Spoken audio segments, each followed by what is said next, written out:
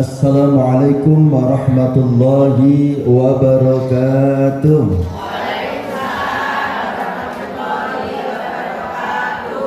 A'udzu billahi minasy syaithanir rajim. Bismillahirrahmanirrahim.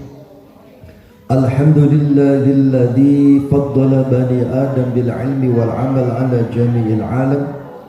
Wassalatu wassalamu ala Muhammadin sayyidil arabi wal ajam.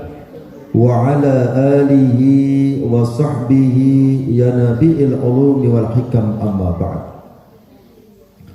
Hadratul muhtaramin, para alim, para ulama, para sesepuh, para tokoh masyarakat yang dimuliakan Allah subhanahu wa ta'ala, wabil khusus takmir Masjid Nur Hikmah, perumahan Gria Intan Permai atau Gria Intan Asri, Dermo, Kota Kediri, beserta seluruh jajarannya yang sama-sama kita hormati dan kita muliakan, pengurus Majlis Taklim Baiti Jannati, serta bapak-bapak, ibu-ibu, jamaah sekalian yang insya Allah semuanya dirahmati dan diberkahi oleh Allah subhanahu wa ta'ala. Alhamdulillah, yang pertama dan utama tentu kita senantiasa memanjatkan rasa syukur kita kepada Allah subhanahu wa ta'ala atas segala limpahan nikmat dan karunia-Nya kepada kita semua, sehingga di pagi hari ini kita kembali hadir di majlis yang mulia dan penuh barokah ini dalam rangka insyaallah mempererat ikatan silaturahim di antara kita, dan tentu kita niatkan pula untuk thalabul ilmi. Mudah-mudahan langkah kaki kula panjenengan ke majelis ini akan tercatat sebagai amal salih yang dapat meringankan beban kita di hari kiamat nanti. Amin ya rabbal alamin. Selanjutnya, salawat serta salam tidak akan pernah lupa kita sampaikan kepada junjungan kita Nabi besar Muhammad sallallahu alaihi wasallam beserta keluarganya, para sahabatnya, dan kita semua sebagai umatnya. Mudah-mudahan kita semua termasuk umat beliau yang biidznillah akan mendapatkan syafaat dari beliau di yaumil qiyamah nanti. Amin ya rabbal alamin. Bapak Ibu jamaah sekalian dirahmati Allah, dulu ketika kita sekolah, kalau kita mau naik kelas kita harus ikut apa, Bu? Ujian, ya. Kalau nggak ikut ujian naik kelas apa enggak? Ya. Sama halnya dengan kita sebagai hamba Allah subhanahu wa ta'ala, kalau pengen naik kelas, naik derajatnya, tambah mulia, tambah bahagia, ya, tambah berkah, maka harus siap menghadapi ujian, ya. Jadi kita harus siap, ya, menghadapi ujian apapun yang Allah berikan kepada kita.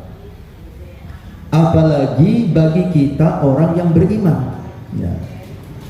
Bagi kita orang yang beriman, mendapatkan ujian itu sebuah kemestian, sebuah keniscayaan, sesuatu yang tidak bisa kita hindari, harus siap dan harus kita terima.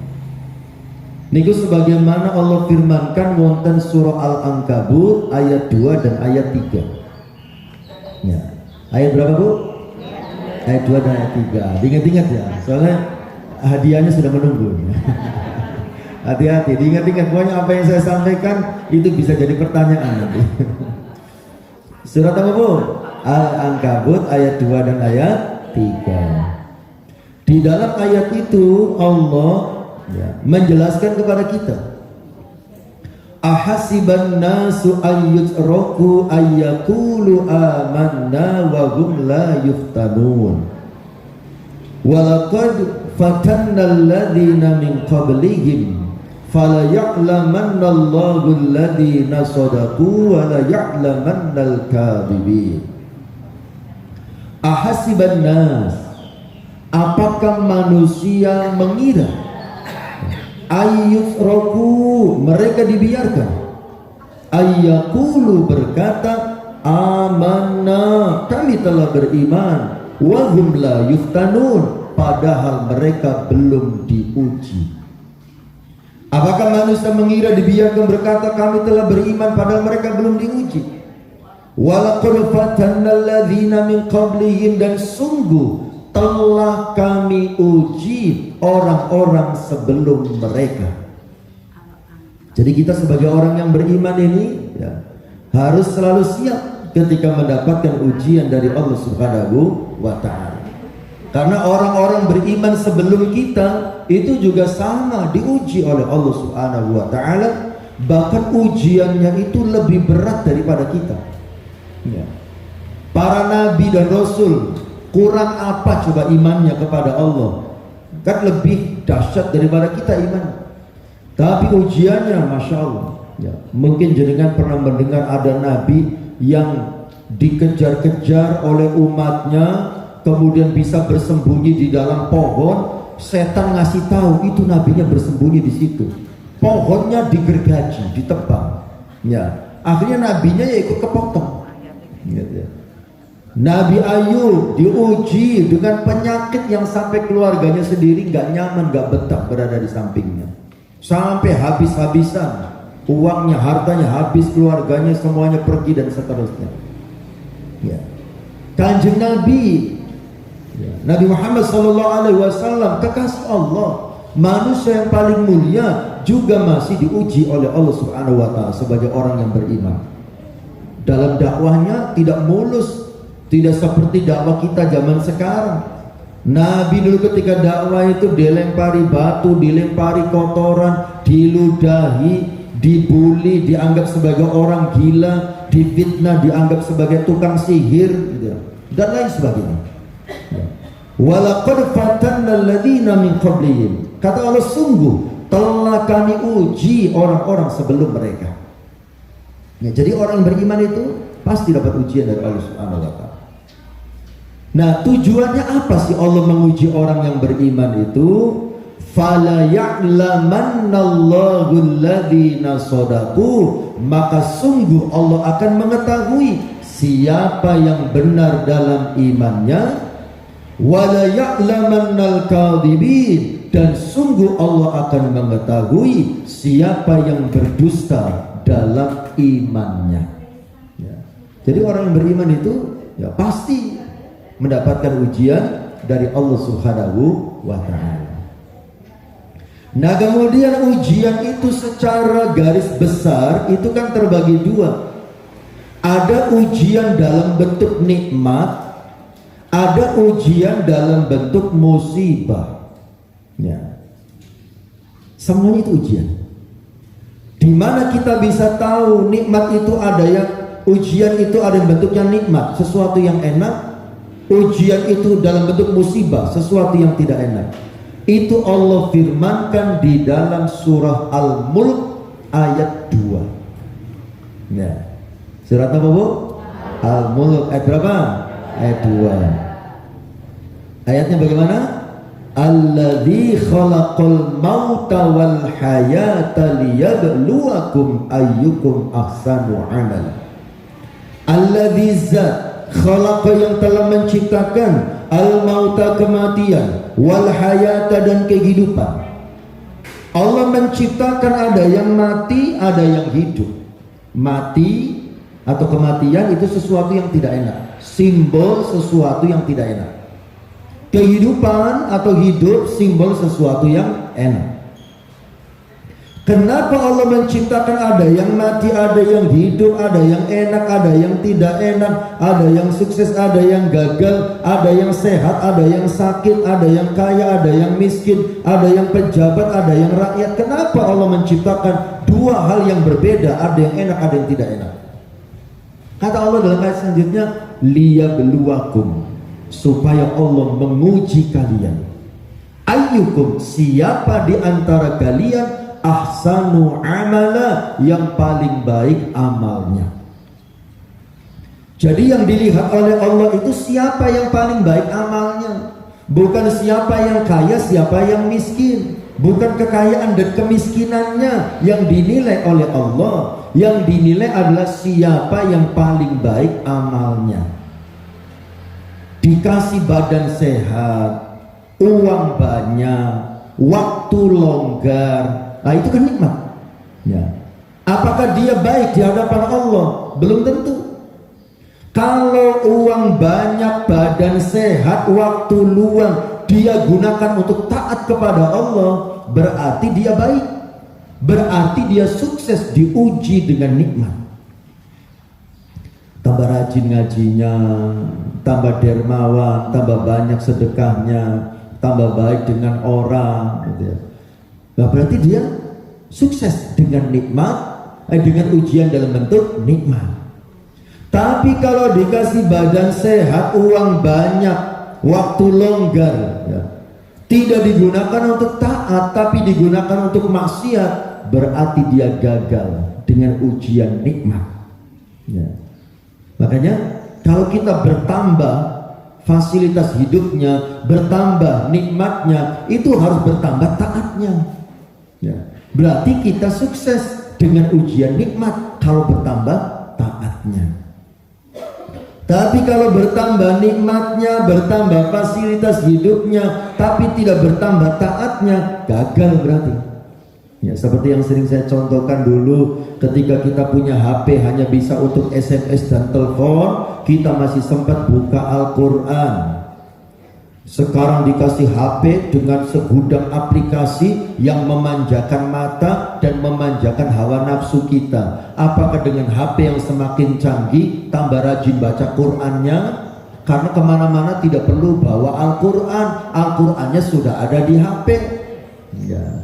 Akhirnya kemana-mana asal nganggur titik moco Quran, nganggur titik moco Quran. Berarti itu sukses dengan ujian nikmat, dengan ditambah HP yang lebih baik. Tapi kalau ditambah HP, punya HP yang lebih baik, banyak aplikasinya, semakin jauh dari Al-Quran, ya. Senengannya glundang, glundung, glundang, glundung, kalau scroll TikTok, kalau guyang, guyu dewe. Berarti dia gagal dengan ujian nikmat, gitu. Karena tidak membuatnya semakin taat. Ya. Jadi nikmat itu juga ujian.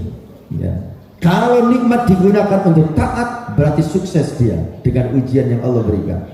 Kalau nikmat digunakan untuk maksiat, berarti gagal dia mendapatkan ujian dalam bentuk nikmat.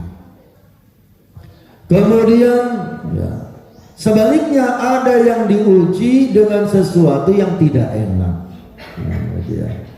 Apa saja ujian yang tidak enak itu, contoh-contohnya. Terus bagaimana kita menyikapinya? Karena kalau ujian yang enak sepertinya nggak usah diajari, gitu. Nah, yang perlu diajari itu ujian yang tidak enak. Ini bagaimana harus bersikap, gitu.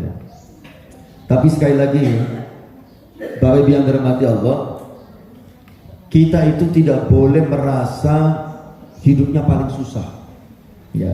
Tidak boleh merasa hidupnya paling menderita, ya. Tidak boleh merasa yang paling banyak ujiannya, ya. Karena seperti orang Jawa bilang apa, urip iku sawang sinawang, kan kata begini, ya. Kita bisa saja menginginkan kehidupan yang sedang dirasakan, yang dialami oleh seseorang, nyawang wong ketok enak gitu. Tapi bisa jadi orang itu melihat kita juga pengen seperti kita. Oh enak jenengan yo, ketoknya nganggur kan gitu ya. Kok waktunya bebas gitu, habis sembarang-sembarang enak gitu ya.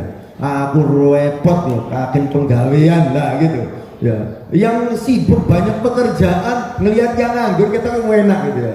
Yang nganggur ngelihat yang banyak kerjaan ya juga ketoknya pengen gitu ya. Ya itulah hidup sawang sinawang. Ya. Makanya kadang-kadang kita mendengar ada orang, dua orang ngobrol gitu. Penak mbak yo jadi jenengan sembarang-sembarang enek. Yang diajak ngomong di komentar, tukeran apa piye? Ya. Lah itu sawangan nih kan gitu ya. Ya itulah hidup. Setiap orang itu punya masalahnya sendiri-sendiri. Kita tidak boleh iri dengan apa yang kita lihat, apa yang tampak di hadapan kita. Karena belum tentu, ya, belum tentu seindah yang kita bayangkan. Ya, yang di medsos kelihatannya upload healing, ya, kulineran gitu. Belum tentu itu bahagia, ya. Bisa jadi setelah itu mikir, ya Allah bayarnya piye kan gitu. Karena kan pakai kartu kredit kan begitu ya.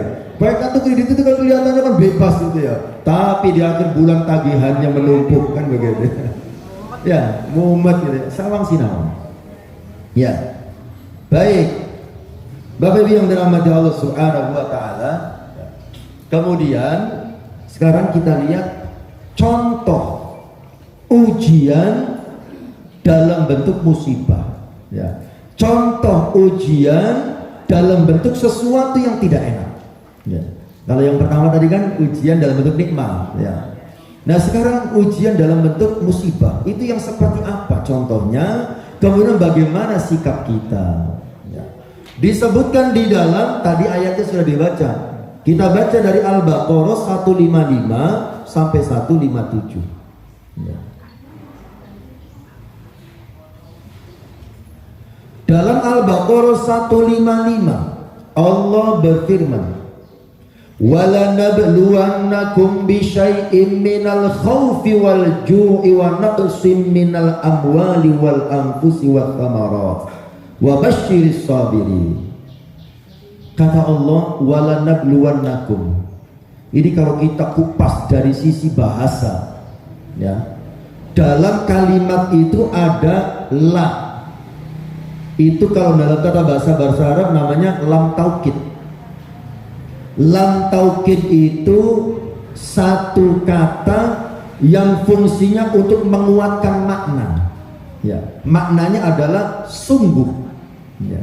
Kemudian di belakangnya ada nun bertasydid, itu juga namanya nun taukid, ya.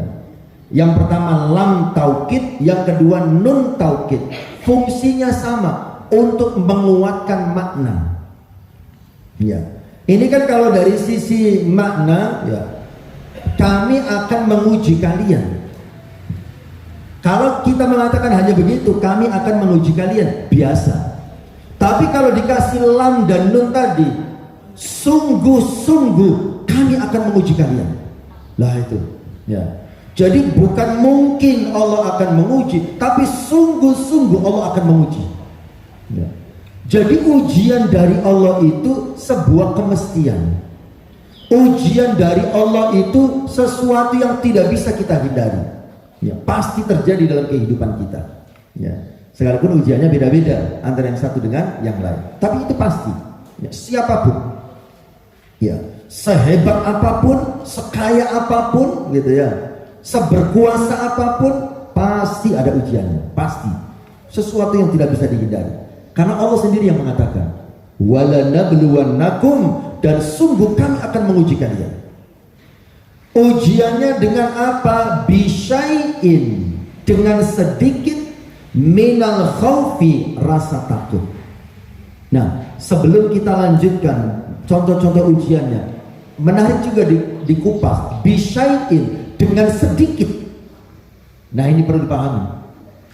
Ujian yang Allah berikan kepada kita di dunia itu cuma sedikit, ya, kecil dibandingkan dengan balasan yang nanti kita dapatkan di akhirat, ya, balasan dari ujian.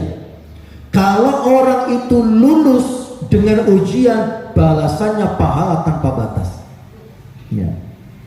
Karena orang diuji kemudian sabar, balasannya kan innama yuwaffas sabiruna ajrahum bighairi hisab. Orang sabar diberi pahala tanpa batas, ya.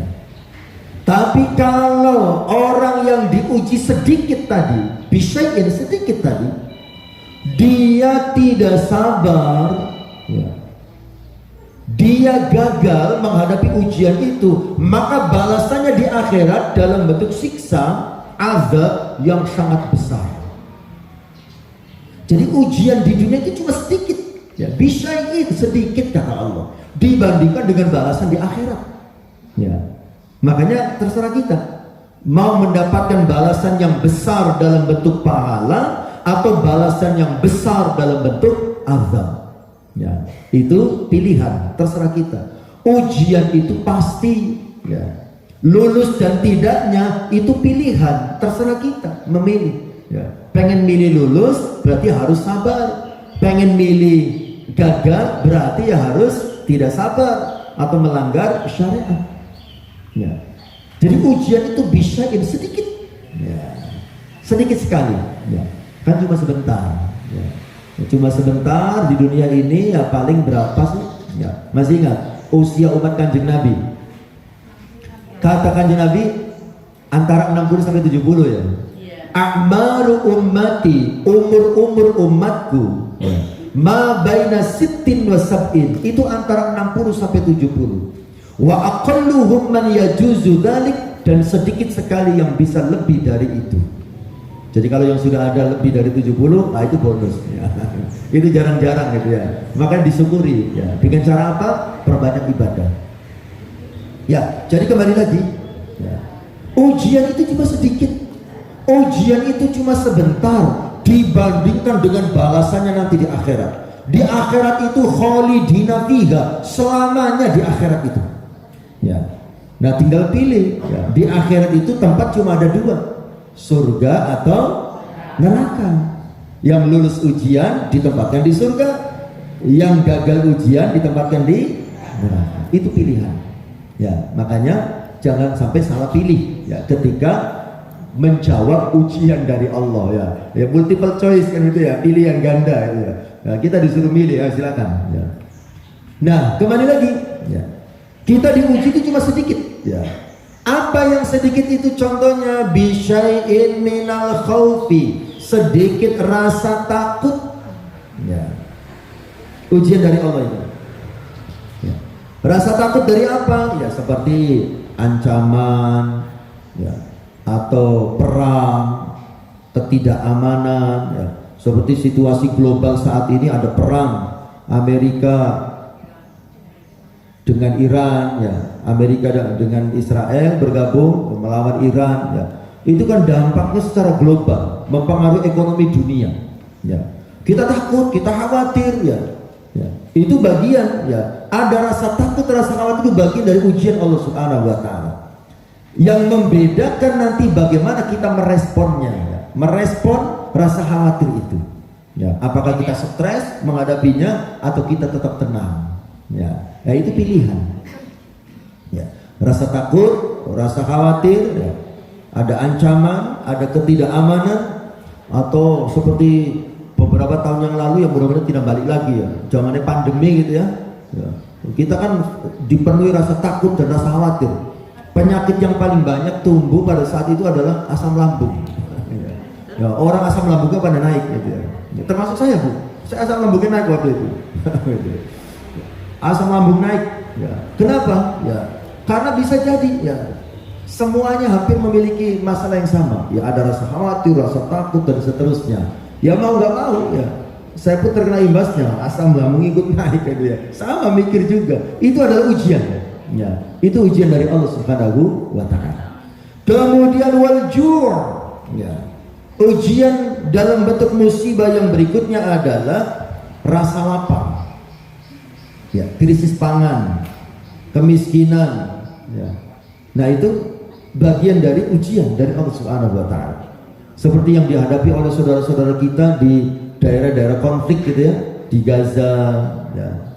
Bisa juga sekarang di Iran, ya, di Syria, ya, atau di belahan bumi konflik yang lainnya, ya, yang sekarang sedang diuji ya, sekalipun bukan orang Islam tapi mereka tetap manusia ya, karena kejahatan Amerika itu ya. Negara mana? Kuba, ya. Kuba ini sekarang lagi diuji, ya. Awalnya Venezuela sudah diambil, ya. Sekarang Kuba, ya, diembargo sama Amerika, minyak tidak boleh masuk, barang-barang tidak boleh masuk. Sekarang itu di sana ya gelap gulita, nggak ada lampu, nyari makan susah. Ya. Nah itu ujian dari Allah Subhanahu wa taala kalau kita bagi orang yang beriman. Ya, ya krisis pangan, ya krisis energi, gitu kan? Ya, dan lain sebagainya. Itu semua adalah ujian dari Allah Subhanahu wa taala. Wa naqsim minal amwal. Yang ketiga, nah ini juga yang berat. Kekurangan harta dan kekurangan nyawa, artinya ya kehilangan harta. Wa naqsim minal amwali wal anfus ya. Kita ambil dulu ya. Kehilangan harta. Ya. kehilangan atau kekurangan harta. Ya. Seperti halnya apa? Bisnis kita bangkrut, ya. Bisnis kita merugi, ya. Tidak bangkrut tapi rugi, gitu. Nah itu semua adalah ujian dari Allah Subhanahu Wa Taala. Jangankan untung balik modal saja sudah lumayan. Nah itu ujian. Wal anfus, ya kehilangan nyawa, kematian, ya. Atau bisa juga sakit, ya.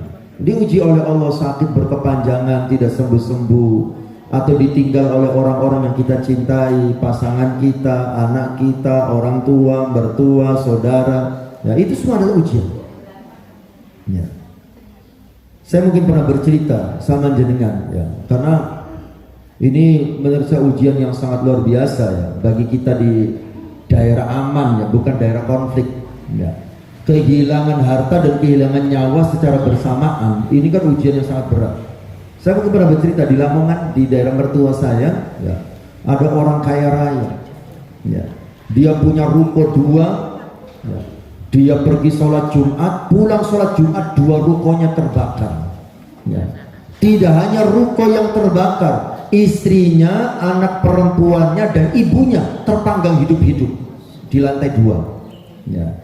Istrinya dan anak perempuannya sebetulnya bisa menyelamatkan diri, tapi menyelamatkan ibunya, ya, yang sudah sepuh, yang berada di tempat tidur, ya diusung-usung, diangkat-angkat, nggak nutut, ya, api keburu membesar, terpanggang hidup-hidup. Pulang sholat Jumat melihat rumahnya semuanya terbakar, anak, istri dan ibunya juga terpanggang hidup-hidup. Ini ujian yang sangat berat. Wa naqsim minal amwali wal anfus, sekaligus jadi satu. Kehilangan harta dan kehilangan nyawa, ya. Kalau di bumi konflik, saudara-saudara kita di Palestina kan biasa begitu itu, ya. Ya, rumahnya hancur dibom Israel, kemudian istrinya ada yang meninggal suaminya, ada yang meninggal anaknya, gitu ya. Wah, itu luar biasa orang Palestina. Makanya keteguhan orang Palestina, orang Gaza khususnya, ya, itu menginspirasi orang Barat yang akhirnya mempelajari Islam dan dapat hidayah masuk Islam. Mereka bingung gitu, apa yang diajarkan oleh Islam sampai-sampai orang Gaza begitu kuatnya imannya, ya. Itu kan kalau yang tidak kuat imannya itu kan mereka akan eksodus keluar, pergi ke luar negeri, kan begitu ya. Apalagi kan sudah ditawari, ayo kalau yang mau pindah silakan pindah, mereka tidak mau. Nah, sementara Israel itu kan ada suara sirine sedikit aja udah lari terkencing-kencing, kan begitu ya. Ya. Tapi orang Palestina, orang Gaza khususnya, ada suara bom ada apa, gak mau pergi, ya, muter-muter di situ aja. Nah itu imannya sangat luar biasa, ya. Akhirnya menginspirasi orang-orang Barat, ya, ya, sampai-sampai mereka dapat hidayah masuk Islam gara-gara keteguhan iman orang Palestina, khususnya orang Gaza, di dalam menghadapi ujian dari Allah, yaitu ujian kelaparan, kan begitu. Ujian kehilangan harta, rumah pada hancur, ujian kehilangan nyawa, keluarganya pada meninggal, ya. Ya. Wasamarat, ujian berikutnya kekurangan buah-buahan, artinya gagal panen, ya. Kita sudah bercocok tanam sesuai dengan ilmunya, sudah diberi pupuk sesuai ketentuannya, pada saat panen gagal maning, kan gitu ya. Gagal, ya, atau usaha tidak berhasil, gitu ya. Saya banyak melihat dan menyaksikan, ya, terutama mohon maaf ya, yang bisnis kuliner itu ya, di sepanjang jalan-jalan besar gitu, ada rumah makan baru gitu ya, baru beberapa hari, ya, belum hitungan bulan bahkan ada yang sudah tutup, ya. Ada yang bertahan beberapa bulan, tidak sampai tahun, banyak yang tutup. Nah ini semua adalah ujian, ya, dari Allah Subhanahu wa Ta'ala. Ya, jadi ujian dalam bentuk musibah diantaranya apa tadi? Rasa takut, rasa lapar, kehilangan harta, kehilangan nyawa, dan kekurangan buah-buahan, artinya gagal panen, kan begitu ya, atau usaha yang tidak berhasil. Nah, apa perintah Allah, ya? Apa kabar dari Allah untuk orang-orang yang menghadapi ujian seperti itu? Kata Allah, wa basyiris sabirin, dan berikanlah kabar gembira bagi orang-orang yang sabar dalam menghadapi ujian, ya. Nah, orang yang sabar dalam menghadapi ujian itu yang seperti apa? Dalam ayat selanjutnya 156 Allah menjelaskan, orang yang sabar dalam menghadapi ujian itu adalah orang yang ketika mendapatkan ujian, alladzina idza asabathum musibah, orang yang ketika ditimpa musibah, qalu, mereka berkata, inna lillahi wa inna ilaihi raji'un. Jadi orang yang sabar itu adalah ketika dapat musibah, dia mengucapkan inna lillahi wa inna ilaihi raji'un. Dalam tafsirnya dijelaskan, orang yang sabar ketika mendapatkan ujian yang mengucapkan inna lillahi wa inna ilaihi raji'un, itu bukan sekedar diucapkan di lisan, ya, tetapi dalam hatinya dia memiliki keyakinan, ya, yakin betul bahwa semua yang dia cintai di dunia ini, semua yang dia miliki, semua yang dia cintai, semua yang dia ingini di dunia ini, semuanya adalah milik Allah Subhanahu wa ta'ala. Ya. Suami yang dicintai itu milik Allah, anak yang dicintai itu milik Allah, harta benda yang dicintai itu milik Allah. Inna lillahi, kita semua itu milik Allah. Kalau kita sadar dan yakin semua itu milik Allah, kemudian yang berikutnya kita pahami, wa inna ilaihi raji'un, dan sesungguhnya semuanya itu akan kembali kepada Allah. Ya. Orang yang sabar itu ketika mengucapkan inna lillahi wa inna ilaihi raji'un dengan penuh keyakinan semua itu milik Allah. Ya. Kita di dunia ini tidak ada yang saling memiliki. Kita di dunia ini hanya saling dititipi. Jenengan dengan suami jenengan itu bukan saling memiliki, tapi saling dititipi.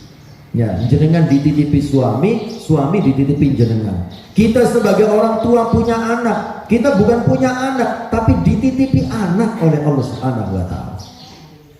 Kita punya harta benda dalam bentuk apa? Bisnis yang besar, rumah yang mewah, mobil dan kendaraan lain yang banyak, itu bukan milik kita, kita dititipi.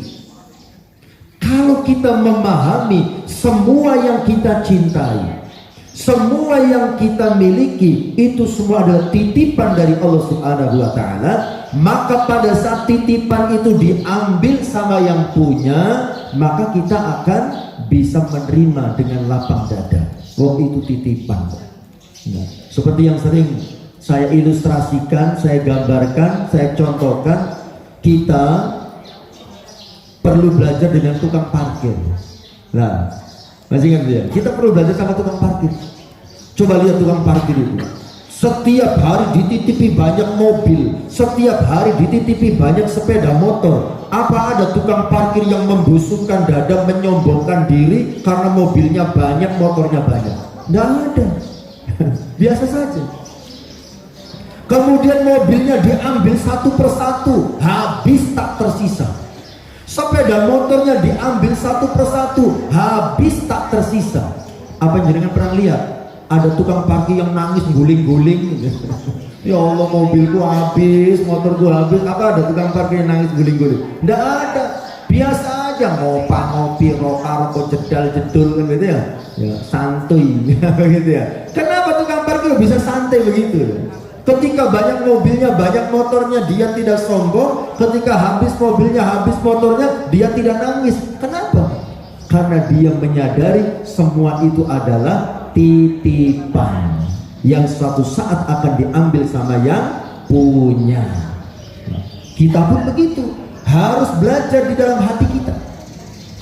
Semua yang kita cintai di dunia ini, siapapun, apapun, ya, kita suka HP yang bagus, kita suka kendaraan yang bagus, rumah yang bagus, ya, pasangan yang baik, anak-anak yang soleh dan solihah, yang kita cintai semua itu semua ada titipan yang suatu saat akan diambil sama yang punya.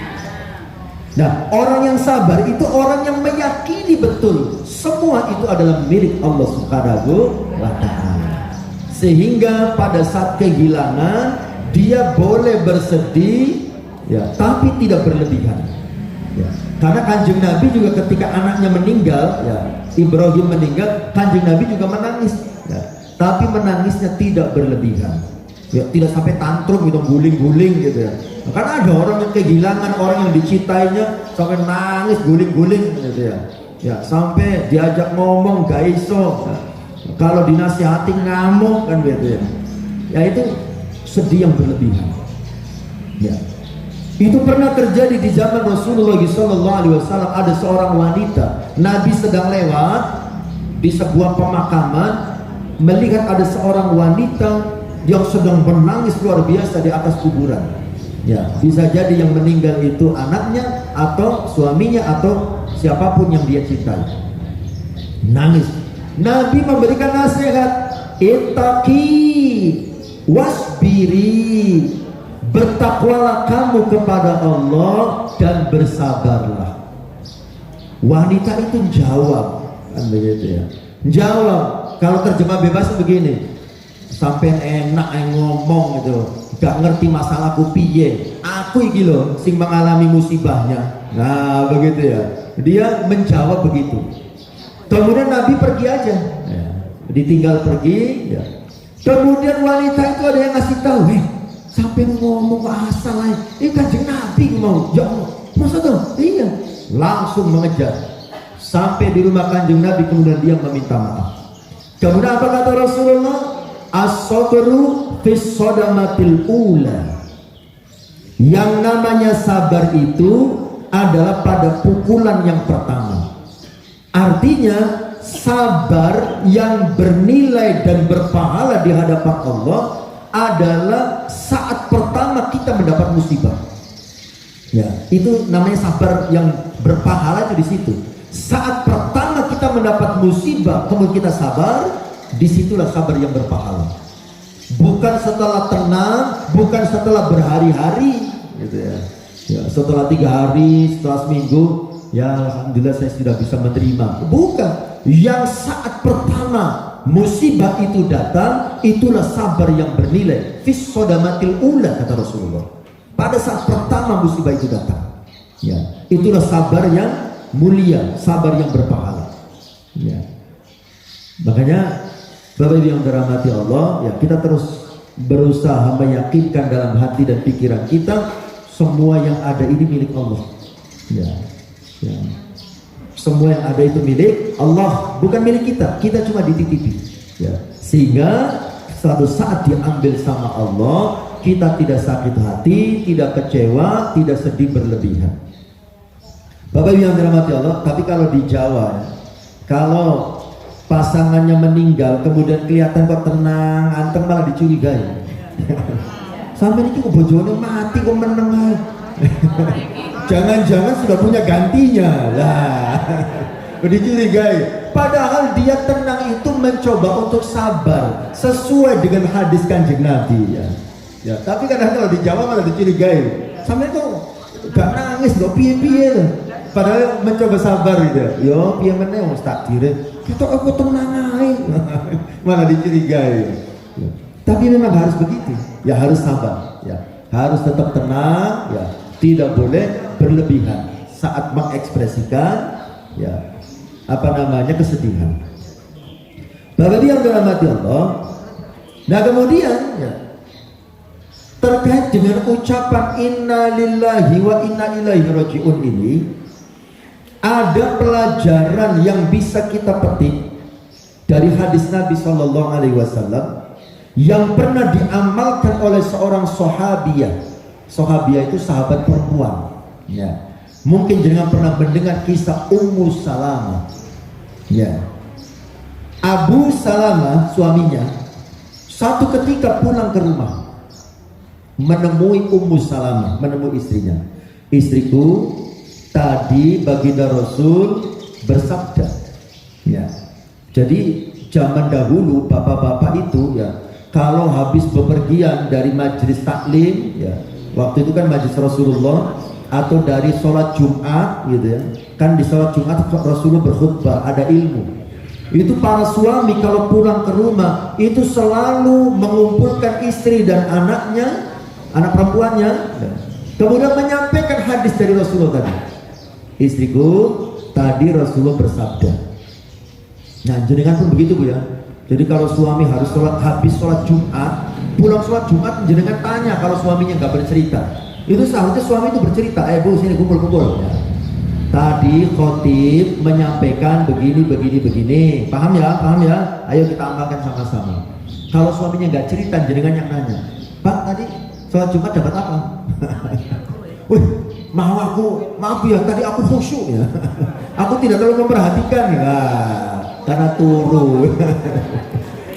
Seharusnya itu khutbah Jum'ah itu juga dijadikan sarana mencari ilmu. Ya. Jadi perlu sekali-kali ya, bapak-bapak harus siap-siap ya. Kalau sholat Jumat harus dititeni ya. Jangan ditekoi kalau bojone ya. Ya, ditekoi ya. Nah, Abu Salamah bercerita kepada istrinya, istriku, tadi Rasul bersabda, barang siapa yang mendapatkan musibah, kemudian dia mengucapkan inna lillahi wa inna ilaihi raji'un, disambung dengan doa, Allahumma ajurni fi musibati wakhluf li khairan minha. Jangan sambung apa kemudian doanya gitu. Ya, jangan tulis. Ya. Allahumma ajurni. Allahumma ajurni. Ya. Allahumma asalnya, terus ujurni tapi disambung Allahumma ajurni. Asalnya dua kata, Allahumma dengan ujurni, ya. Allahumma ujurni, ya. Fi musibati,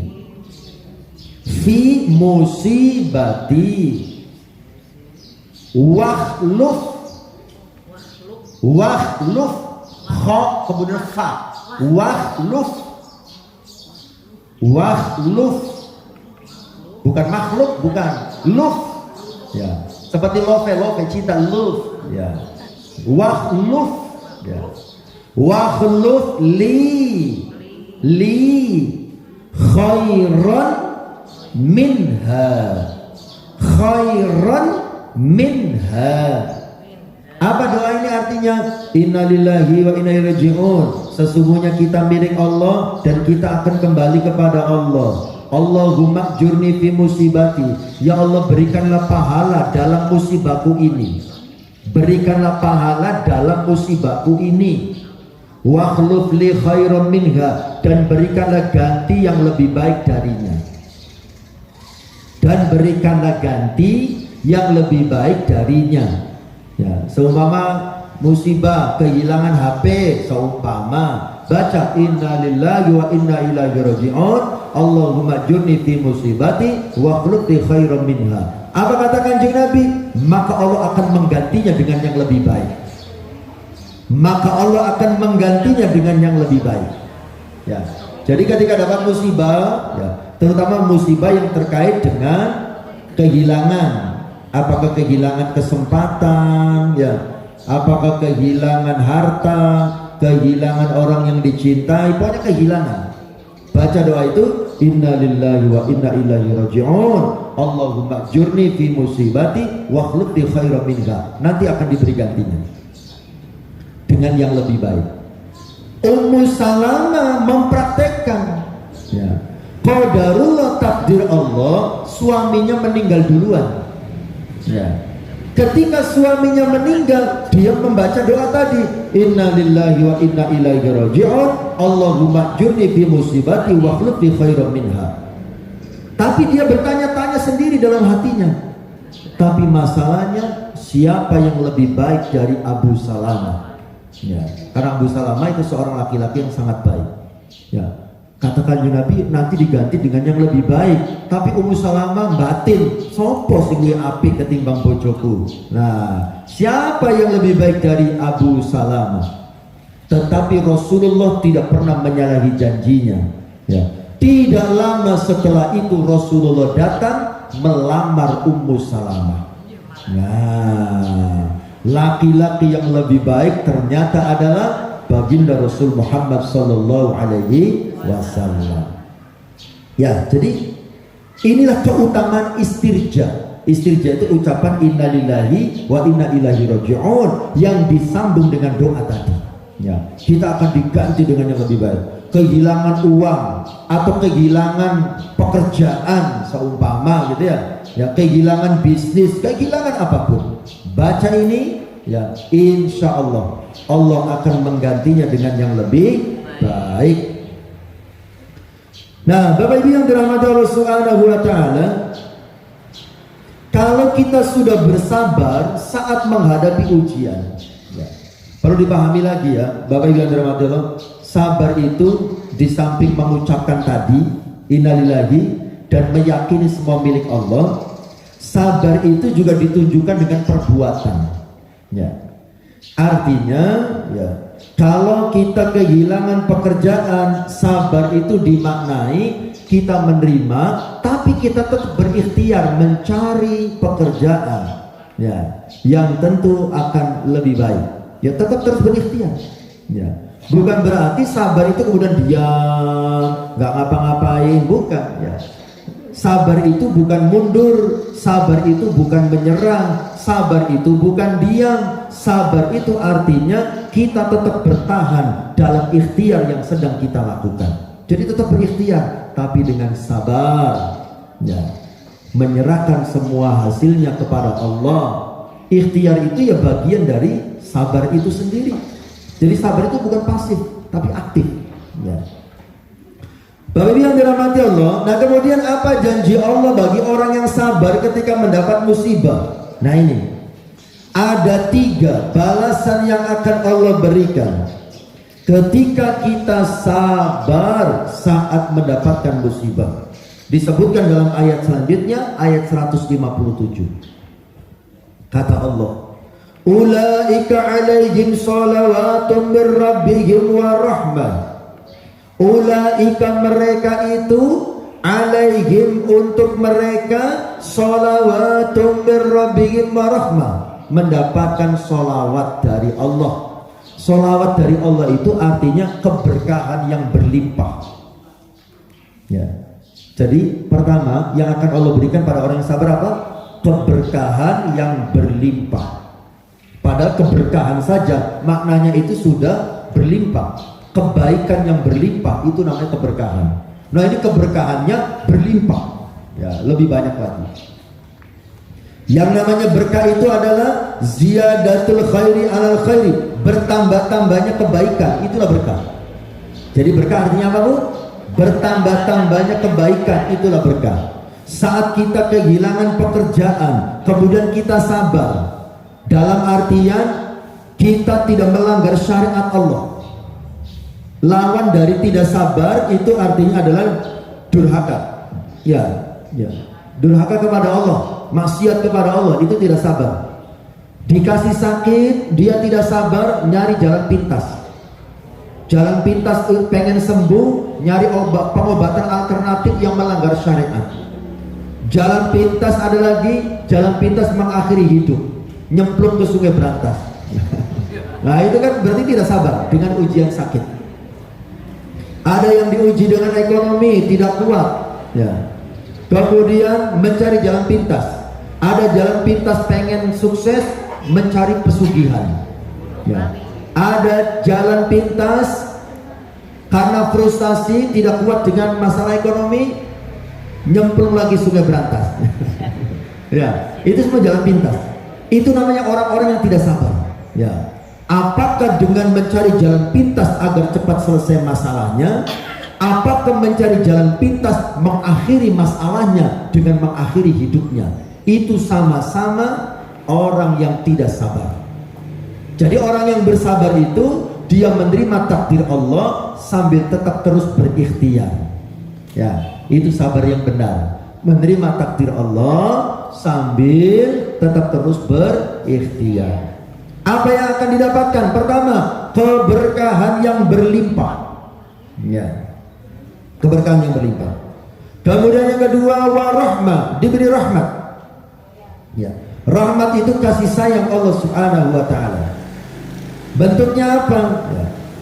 kasih sayang Allah berikan kepada orang yang sabar, bisa jadi hatinya menjadi lebih tenang. Ya, hatinya menjadi lebih tenang. Itu bagian dari kasih sayang dari Allah Subhanahu wa ta'ala. Kemudian rahmat Allah itu juga bisa dalam bentuk ampunan dari dosa-dosanya. Ya, itu juga rahmat dari Allah. Ketika kita dikasih musibah kemudian sabar, diampuni dosanya. Seperti orang yang sakit itu kan ujian dari Allah. Sakit itu dapat menggugurkan dosa-dosa kalau kitanya sabar. Ya. Kemudian yang ketiga, ya, orang yang sabar akan diberi apa oleh Allah? Ya. Dalam ayat itu disebutkan wa ulaika humul muhtadun, dan mereka itulah orang-orang yang mendapatkan petunjuk. Ya. Diberi petunjuk. Diberi petunjuk artinya diberi bimbingan. Ya. Didampingi oleh Allah, dibimbing oleh Allah, diarahkan oleh Allah sehingga hidupnya ya sesuai dengan syariat Allah Subhanahu wa ta'ala. Ya. Nah, itulah 3 keutamaan yang akan Allah berikan kepada orang-orang yang sabar. Loh, habis waktunya, Bu? Ya. Masih? Nah, contoh-contoh ya, contoh-contoh ini. Krisis ekonomi, kena PHK, seseorang kehilangan pekerjaan, ini termasuk dalam naksul amwal. Ya. Sikap sabarnya bagaimana? Orang yang kehilangan pekerjaan tidak menyalahkan takdir, tetap berusaha, ya, mencari yang halal, dan di awal ketika kehilangan pekerjaan mengucapkan innalillahi wa inna ilaihi raji'un. Hasilnya hatinya menjadi lebih tenang dan Allah bukakan pekerjaan baru yang lebih baik. Kemudian kehilangan orang tercinta, kematian seumpamanya, ini kan namanya naksul anfus. Ya. Dia mengucapkan istirja, innalillahi wa inna ilaihi raji'un, tidak berlebihan dalam kesedihan. Ya. Nah, bisa jadi nanti akan diberikan ketenangan hati oleh Allah. Dan kalau dia memang masih berharap dan ada keinginan berumah tangga lagi, bisa jadi akan dihadirkan orang yang lebih baik dari yang sebelumnya. Yaitu janji Allah dan Rasulullah Shallallahu Alaihi Wasallam. Ya. Jadi apapun yang terjadi, kita harus sabar. Artinya meyakini semuanya itu milik Allah, ketentuan dari Allah, kita harus menerimanya sambil tetap terus berikhtiar untuk menyelesaikan apa yang menjadi masalah kita.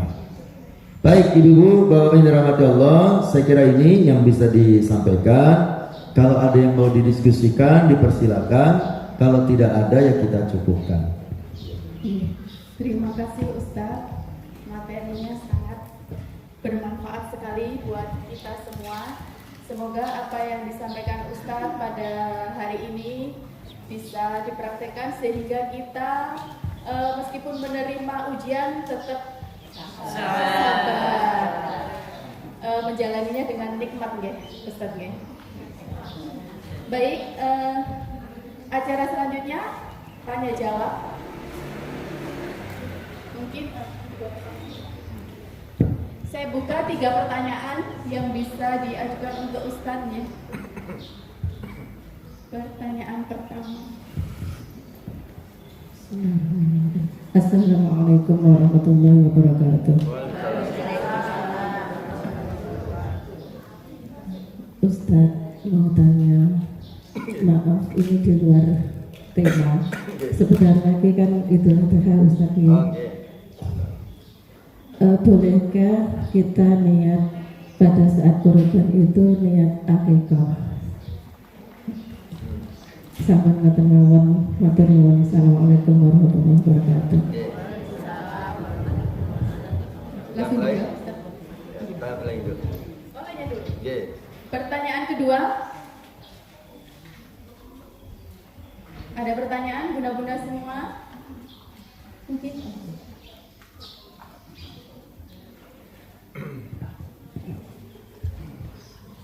Assalamualaikum warahmatullahi wabarakatuh. Waalaikumsalam.